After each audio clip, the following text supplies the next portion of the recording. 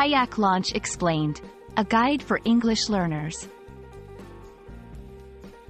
Hello and welcome to our English language learning series. Today, we're going to explore the meaning and usage of the phrase, kayak launch. Whether you're a language learner or a kayaking enthusiast, understanding this phrase will add to your English vocabulary and cultural knowledge. First, let's break down the phrase into its two components, kayak and launch. Kayak. A kayak is a type of small, narrow watercraft traditionally used by indigenous peoples in the Arctic regions.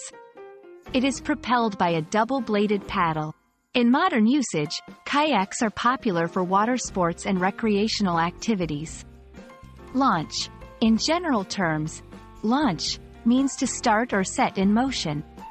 In the context of watercraft like kayaks, it means to put the kayak into the water and start the paddling journey.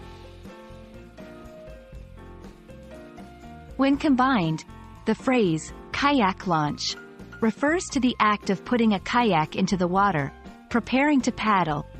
It's a common term in areas where kayaking is popular. Here's what you need to know. Location. A kayak launch is often a specific place designed for safely and easily getting kayaks into the water. These spots might have ramps or docks. Action. The phrase can also describe the action itself. For example, we will kayak launch at 9 a.m. means they will start their kayaking activity at that time. Let's see how to use kayak launch in sentences. Describing a place. The park has a dedicated kayak launch area near the lake.